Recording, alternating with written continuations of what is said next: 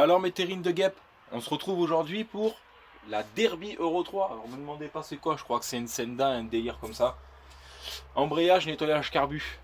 Moto d'une abonnée. Pas d'un abonné, d'une abonnée. Alicia, si tu regardes cette vidéo, je vais te la faire péter moi ta Derby. Je vais te la faire péter et crois-moi que je vais aller essayer parce que petit pot to win, j'ai envie de voir ce que ça donne. Ça doit chanter ça, comme une petite guêpe. Même dans le quartier, tu vas voir. Bon, avec mes 95 kilos, elle va être comme as. Mais c'est pas grave, on fera une petite vidéo. Avant ça les gars, on approche 2K, 2K, 2K. Abonne-toi, partage, like en masse. Je suis en train de vous préparer les cylindres air sale. Je suis en train de préparer un variateur mal aussi pour MTX. Je suis en train de préparer plein de trucs à gagner. Il te suffit de partager tout simplement. Hein. Tu partages, plus vite on est au 2K, mieux c'est. Plus vite on peut commencer le jeu concours, plus vite tu peux gagner ton bordel et être content. Et même si c'est pas fait pour ta moto, tu peux le revendre et t'acheter une pièce pour ta brelle. Tu peux aussi t'en faire un cendrier, du cylindre, j'en sais rien, ce que tu veux. Mais bon voilà, tu peux venir gagner ton putain d'air sale ici. Tu vois ce que je veux dire? Bon, on s'attaque à la Derby.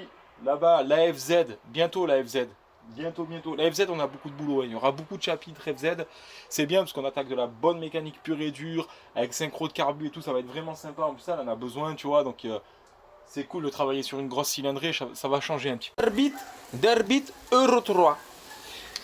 Pompe à huile supprimée, je crois. Si je dis pas des bêtises. Oui, elle est obtruée. C'est les mélanges. Tu vois la durite. Bon, il y a toujours le câble jumelé. Donc moi ce que j'ai l'intention d'y faire c'est de la supprimer sa pompe à huile et de lui fabriquer une plaque, faire quelque chose de joli.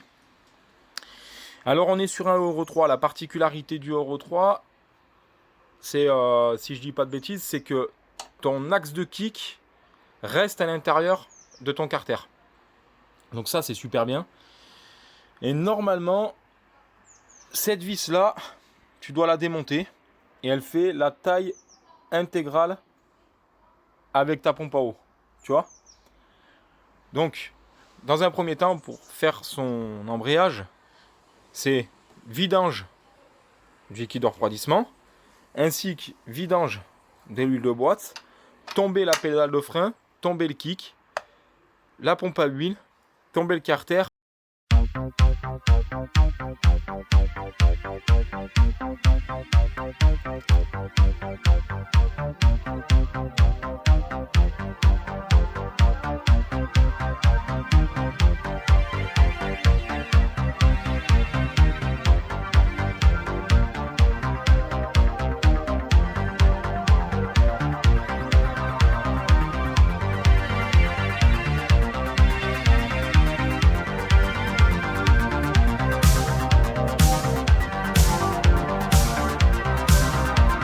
Bon, j'ai purgé mon liquide de refroidissement comme vous avez pu voir.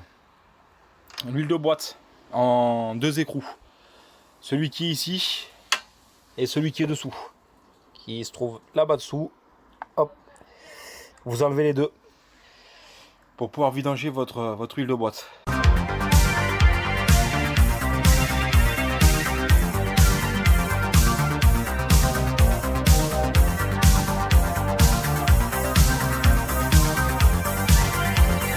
Vidanger tes fluides, t'en es là.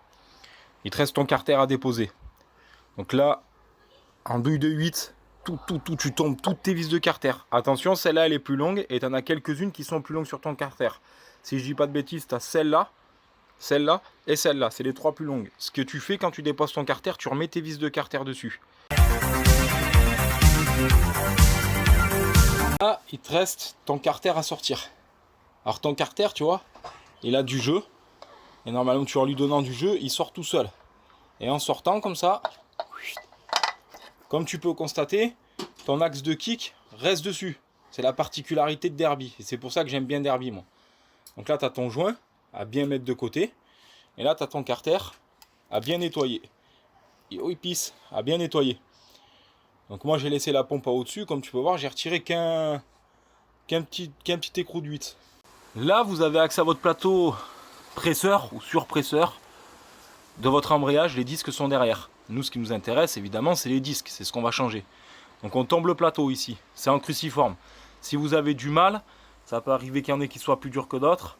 Faites attention, vous pouvez vite foirer la tête. Mais il y a une solution si vous foirez la tête, si ça m'arrive, je vais vous montrer. Mais en attendant, le juge, regardez ce qu'il a sorti. La team V. Alors, ce t-shirt, dis-moi en des nouvelles. Achetez, bande de caissons de vos morts. Le bon tournevis, la bonne tête, mes mœurs. Si tu vois que ça rentre pas assez, c'est que c'est pas le bon tournevis. Alors tu changes. Tu prends celui qui rentre dedans. Nickel.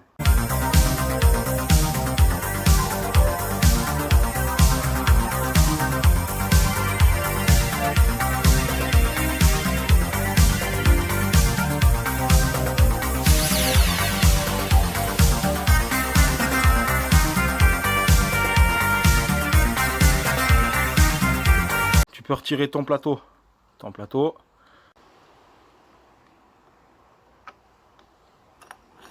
Tac. Voilà, ça se présente comme as. Là, il est bien rincé parce que les disques garnis sont quasiment lisses. Il est vraiment, il a vraiment morflé. Donc ça se présente comme ça. Toujours un disque garni, ainsi. Tac, si j'arrive à l'enlever, un disque lisse derrière. Tac, ouais, disque lisse derrière. Donc là, vous les retirez tous. Vous pouvez même les laisser assembler, comme ça, ça vous donnera l'ordre pour l'assemblage du nouveau. Le neuf, avec les ressorts neufs, petit bain d'huile, c'est parti. Donc ça repart avec un disque garni. Disque garni.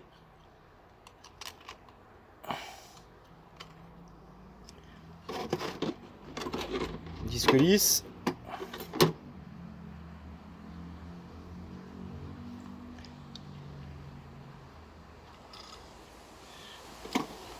Disque garni.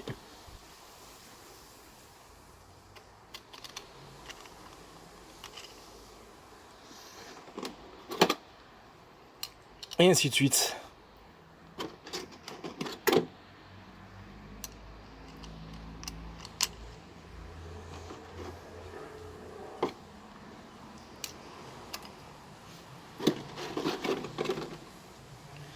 Vous avez vu que j'ai pris le temps de bien mettre les motifs de l'embrayage dans le même sens. Ensuite, je peux revenir mettre mon plateau.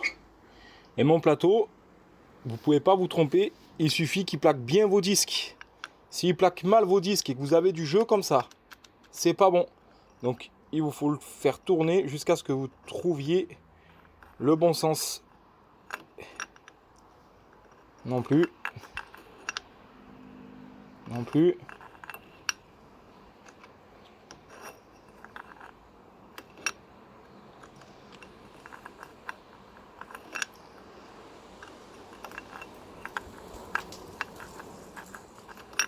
Là, voilà. Donc là, il ne doit pas y avoir de jeu. Ça y est, il est bien rentré. C'est qu'il est bien mis.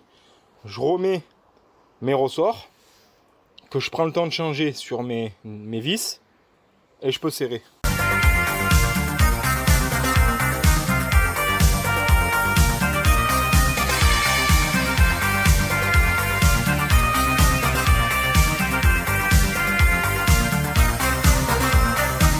Comas. J'ai remis mon joint de carter avec de l'huile de boîte propre. J'ai engraissé un petit peu mon joint de carter pour l'étancher. L'étanchéité, je vais y arriver. Parce que bien sûr, je ne le change pas. Je vais serrer un poil plus fort. Attention, ici c'est du magnésium. Carter de magnésium, n'allez pas l'esquinter. Carter aluminium, composite de magnésium de mes deux.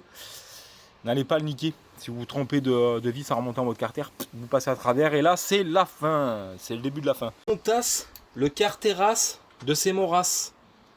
Zébardi. Zébardi. Alors ici, vous avez des entretoises. Regardez bien à ce qu'elles y soient encore. Faites pas les cons.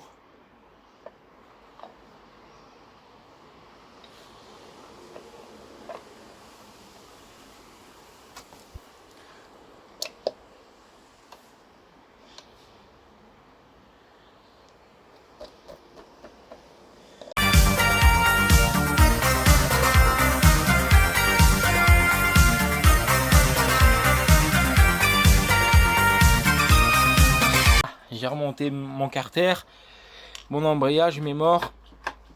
Ça a l'air de bien fonctionner. Je remonte le kick. Je remets tout le barzin. 750 ml d'huile de boîte directement injectée dans la boîte que je vais vous montrer.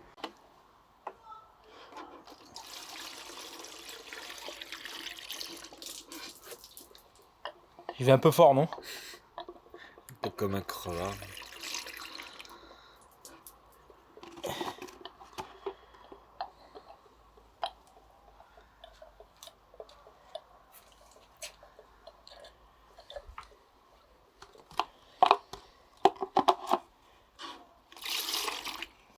Les browsers, les terrines de guêpe. 10-30. Moi, j'aurais mis de la 10-40, mais bon. Il a pris de la 10-30 de chez Motorex. C'est une marque de capote, ça. Et liquide de refroidissement. Donc là, 750 ml. Mais je vais vous montrer comment on contrôle son niveau d'huile de boîte. Tout se fait ici. Tu mets un ivrogne sur la moto qui te la met droit. Bon, là, c'est mon zinc. Mon zinc, c'est pas un ivrogne. C'est un demi-ivrogne. Quand il a envie.